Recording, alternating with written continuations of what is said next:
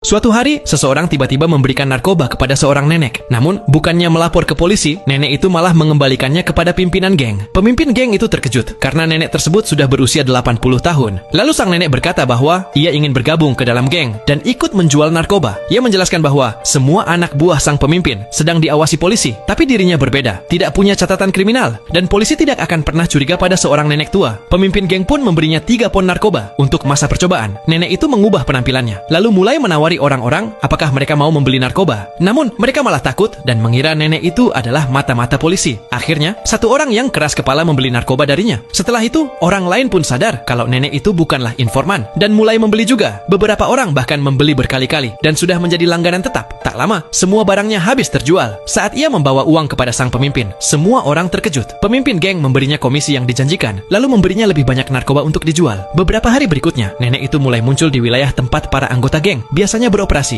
Karena keamanan di sana buruk, ia mudah menjual barang. Dalam beberapa hari saja, ia jadi pemasok utama di sana, membuat yang lain tak bisa menjual dagangan mereka. Suatu hari, sekelompok pengedar lain menghentikannya, mengambil semua barang dan uangnya, lalu melarangnya berjualan di sana lagi. Tapi nenek itu bukanlah orang yang mudah menyerah. Ia mencampurkan narkoba ke dalam telur dan membuat kue-kue kecil. Ia lalu memanggil beberapa temannya ke rumah untuk mencicipi, dan semua orang pun menyukai rasanya karena ada narkobanya. Kue-kue itu mulai ia jual, dan hanya dalam satu pagi semuanya habis terjual. Ia kembali ke pemimpin geng dengan uangnya. Minggu itu saja, ia sudah datang 3 kali dan penjualannya melampaui penghasilan tahunan anggota lain. Nenek itu kini meminta komisi 30%. Pemimpin geng menolak, lalu ia mengancam akan menjual barang dari bandar lain. Terpaksa, sang pemimpin pun akhirnya setuju. Kini, karena narkoba di dalam kue membuat orang kecanduan, semakin banyak pelanggan yang datang. Kali ini, semua terjual hanya dalam 2 hari. Pemimpin geng memberinya lebih banyak barang. Namun, nenek itu tahu ia tak bisa bekerja sendirian. Ia memanggil geng yang dulu merampoknya. Awalnya mereka tidak menganggap serius, tapi setelah mencicipi kue di meja, mereka sadar rasanya enak karena ada narkobanya. Nenek itu menawarkan kesepakatan, membantu menjual kue narkoba, dan menjanjikan komisi 15%. Mereka pun setuju. Sejak itu, orang-orang mulai datang ke rumah nenek untuk membeli kue. Ia juga mengajak teman-teman perempuannya untuk membantu membuatnya. Hanya begitu saja, nenek itu mulai menghasilkan banyak uang lewat kue buatannya.